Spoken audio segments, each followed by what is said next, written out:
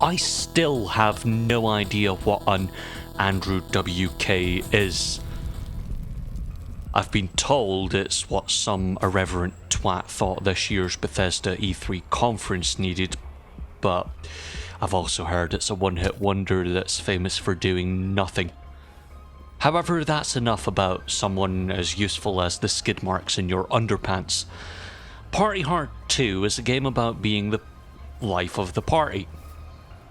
In most cases, literally. You play as the Party Hard killer, and the story, I guess, is you're fed up with the nightclub next door. Therefore, you go on a bit of an American-style mass murder spree. Yep. And that's the first game, so the second game is where your psychiatrist is just saying, this is what I've been told, this is what I know about the person. Bit of a nut job. So, yeah. It's like every other game, really, when it comes to kill those people. Why? Because, okay. And I think there are maybe 2, maybe 3 parables to it. You know, when you find a game and you go, oh, that's God of War like, oh, that's Tomb Raider like, oh, that's ... like. Well, Party Hard 2 is about 2 or 3 games rolled up into one. And that would be Hitman, Hatred, I'll get to that one, and Hotline Miami, which is, I don't know about that one, because Hotline Miami's a bit more direct on the top down, whereas this is a bit more on the Hatred side, where it's isometric. But nonetheless, Party Hard 2 is a game where you are tasked to kill specific people in a party. Something hard that's not to do with genitals. But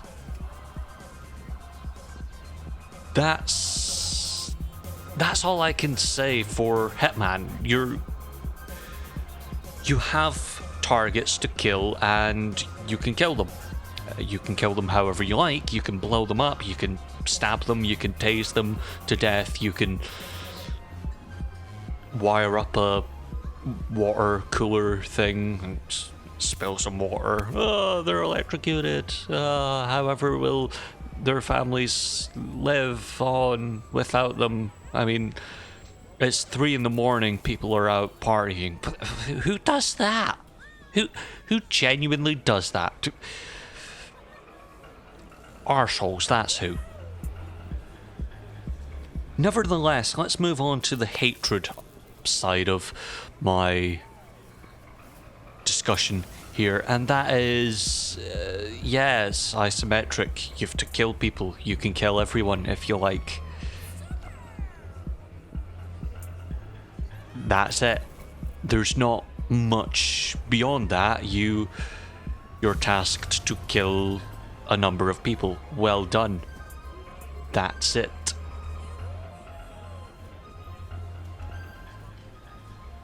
I can't say much more, because that's all the game is.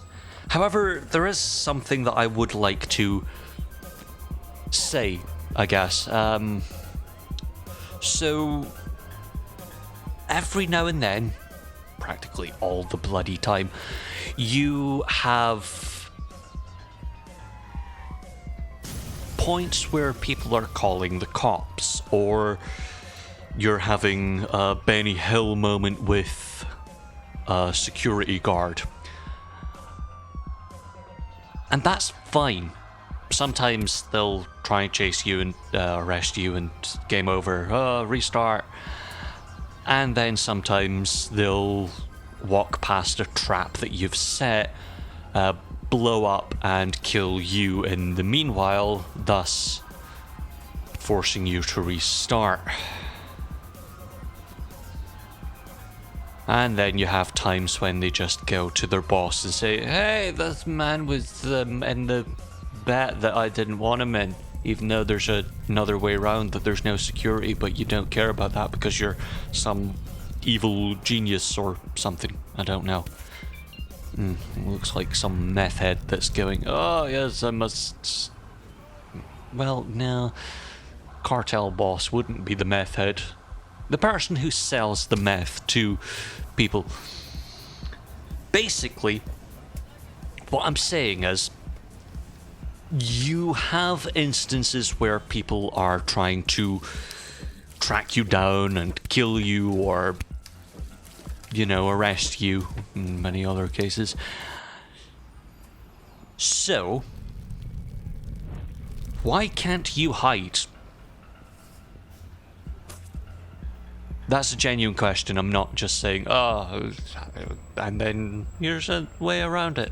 No, I genuinely want to know why you cannot hide in dumpsters or bins or anything.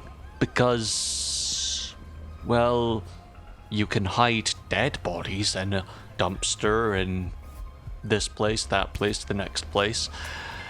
But you can't hide your own alive body in a dumpster or in a trash can, bully style. Now, I'm not saying, we need to have the chase sequence to be easy. What I'm saying is maybe a chance of getting away from the cops, maybe a way of getting away. I mean, sure, you can have the whole Benny Hill sequence with the cops until the little bit around the magnifying glass is gone, but that's very, very, very, very, very, very, very, very hard to do, and I think that's... Sure, stay around a bit that you can sneak through, like the sewers or in the first level the vents, but it doesn't help.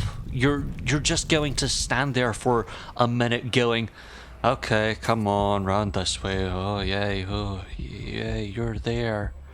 Okay, press the button. Okay, right. Just gonna wait for them. And done. You have to wait quite a while, and just pressing a button going, no. Sure, it does make a bit of tension for gameplay. Oh no, however will they catch me? Oh no, they caught me. Oh, however will I live on apart from pressing spacebar? I mean, I'm quicker just pausing the game, hitting restart, and starting the level again. So why not just either make it slightly easier to hide yourself, or just cut it out completely. Just it seems odd to say, this is a valuable feature. No, it's not. It's not that valuable, and it's just wasting time. It's genuinely a waste of time. Oh, but it creates tension. Yes, but I'd rather be quicker just restarting and doing it again than, in my percentage of how many times it's happened, 100% of the time I've been caught or killed by, you know, a thing I've rigged to explode. So it's just a waste of time and effort to try and hide. And that's not to say that Party Hard 2 isn't fun. I'm actually having a lot of fun. The reason I said, oh, it's like Hitman, is because it's fun. You die a lot, therefore you start to learn the level. You start going, okay, right, maybe I should do this time. No, well, that went up the Swanee. Let's go this way this time. No, that just went down the toilet this time. Let's go this way. No, there's a lot of the Hitman style of, okay, well, that didn't work, so let's do this again, but a bit different. And I like that. I like a lot of what Party Hard 2 does. But again, it feels like... I've not played Party Hard 1. I have seen a bit of it, and I thought, oh, that looks kind of interesting. But I don't know where this game has expanded. This is the point of a sequel. It grows and becomes better. Where has this become better? I don't know. Maybe it's tacked on a story. Yay! I'm skipping that because I don't care. I like story, but I don't care. So, gameplay-wise, it's added basically nothing. Speaking of gameplay and adding nothing, for some reason, just before I started recording here, I was playing the game to record footage, and magically the game either has a huge bug that means that there's two characters and it becomes local multiplayer and you can't control either of them. Well, you can control one, but you can't control the other, and it's like, well, what? Which is odd. Doesn't go split screen, therefore you have to stay within a very small section of the map, and when you kill the other character, then the game kind of bugs out and says, well, new game? No? Okay. Literally there's two sections that say new game, back, and then I think there was a bit that said profile. It's all very odd with that bug, but it might not be a bug. I may have pressed a button that switched the game from single player into local multiplayer, but I don't know how, because that just seems weird. It's a game on PC. I'm not going to use local multiplayer. Nevertheless, I do enjoy Party Hard 2. I think it's a fun game, but if you've played Party Hard 1, you'll enjoy a bit more of Party Hard as a series, but I don't know how much it has expanded from the original. It just feels like roughly the same game. Yeah, that was a bit of an anticlimactic ending. And on that bombshell, until next time, see you next time. Ta-ra!